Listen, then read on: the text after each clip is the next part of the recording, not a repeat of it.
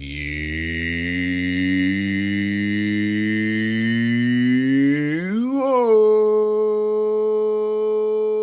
Orns.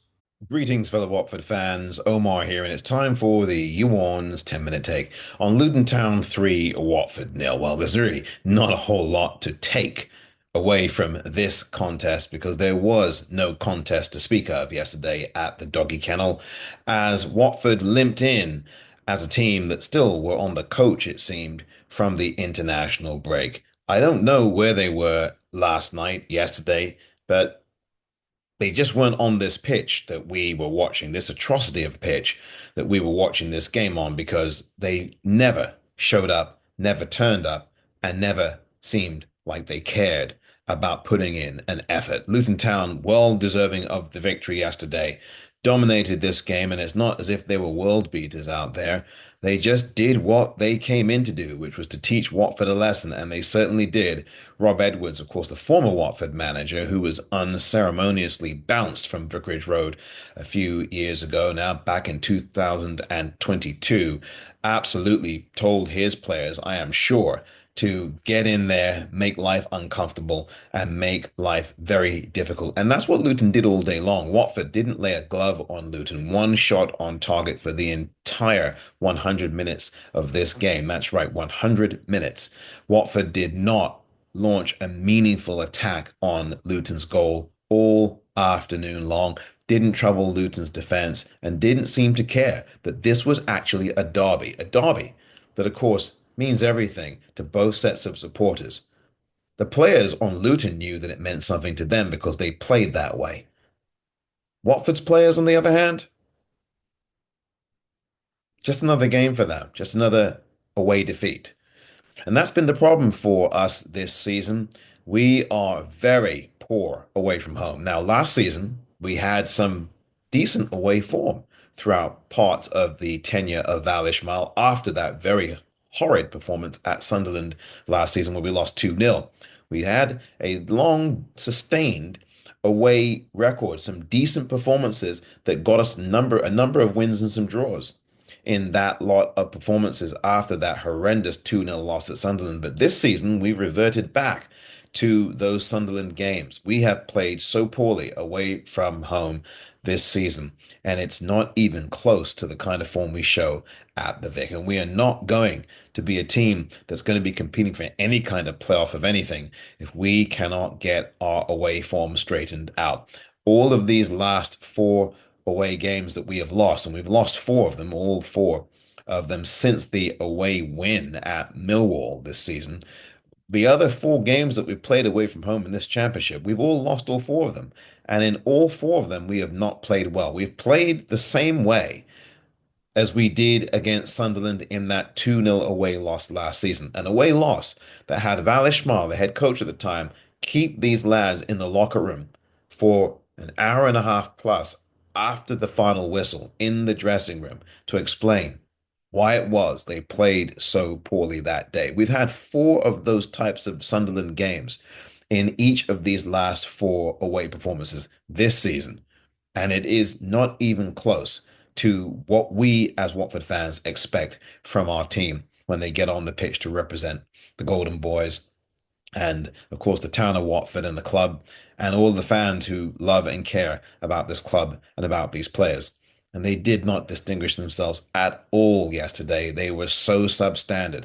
No one stood out at all. Maybe Matty Pollock had a little bit of heart in this game. Quadro Barr had a little bit of heart in this game, but really that was very sporadic from either one of them. And look, the whole team has to take this L and own up to the fact that they just did not turn up. And the head coach has to admit that he himself did not turn up for this game either. Tom Cleverley, for the first time in his entire tenure here at the Vic, just did not get things right yesterday. The tactics were off. You could tell he did not react well to the changes that were being made by Luton. He didn't react well to Luton when they scored the goal. And instead of bringing on players at half time after the 1-0 deficit, and you could see there was no energy or life in this Watford side, he happened to decide to go with these players for 7 more minutes into the half. And during that 7 more minutes into that second half, Luton Town scored a second goal. In fact, they scored that second goal within 2 minutes of the restart. And really, that's 2-0, cleverly reacted too slowly. And the problem was we were too late on all fronts. And that was the game right there. At 2-0, the game was over. Watford had a chance to come back at 1-0.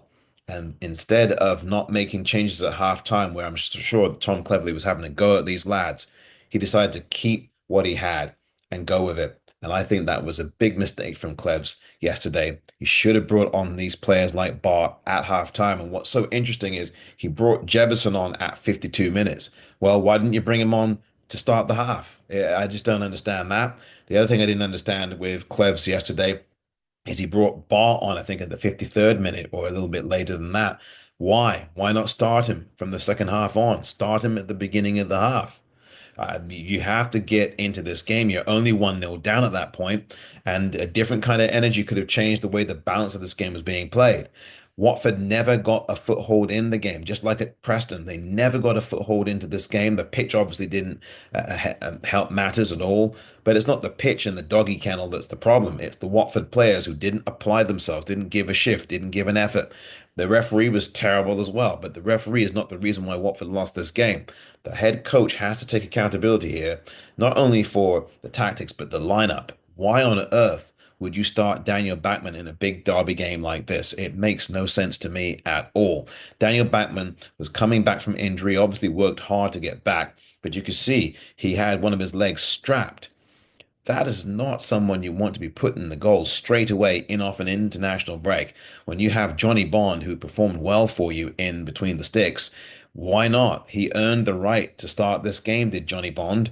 But the manager had different ideas, and I think he really paid for that yesterday with the selection of Daniel Backman. Bring Daniel Backman back when he is fully fit, not when he's got strapping around his legs. He is not the best kicker. He is a great shot stopper, but his distribution is a continuous problem for us. And it definitely cost us yesterday. But even beyond that, the marking and the defending was non-existent. That is what really cost us yesterday. Our midfield was nowhere to be seen. It was an invisible effect. Watford playing the early Halloween pantomime to Luton Town in a derby match that you have to be up for. Even if you don't know anything about the derby between these two rivals, these two sides, the fans do, and the players have to study up. And these Watford players just did not do that for one single second. Our away form is really troubling. And if we are to contend for anything, we have to start getting the balance right. This has been the You Orns 10-minute take.